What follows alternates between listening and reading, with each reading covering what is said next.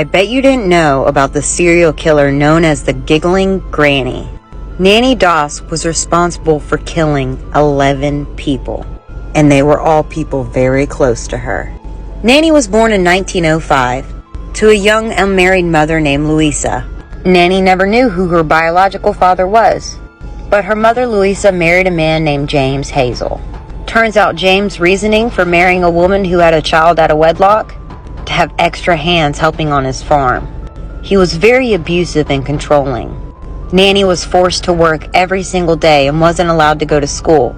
By the time Nannie was 6, she had 4 half-siblings, all fathered by James. From the young age of 6, it was Nannie's responsibility to take care of her 4 siblings. When she was 7, she had a head injury from a train accident. For years, she had severe headaches, blackouts, and depression.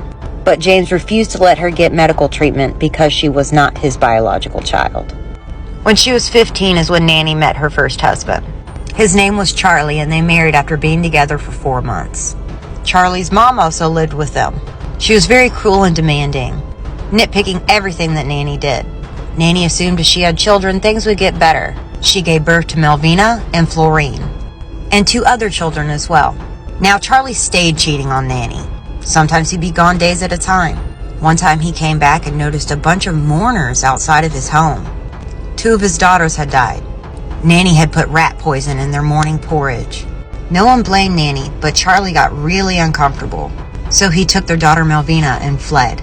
Nannie was left caring after Charlie's mom. So she put rat poison in her prune stew. Got rid of her. Nannie got married again, this time to Frank. Frank was an abusive alcoholic.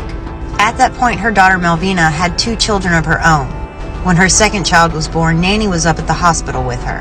When no one was looking, she shoved a hat pin into her brand new grandson's head. He died. Melvina ended up having a breakdown and leaving her other child in the care of Nannie. Well, she made rat poison cookies and killed off that grandson too. Then she poisoned Frank's whiskey. She got with her third husband, Arlie. This happened during the flu pandemic.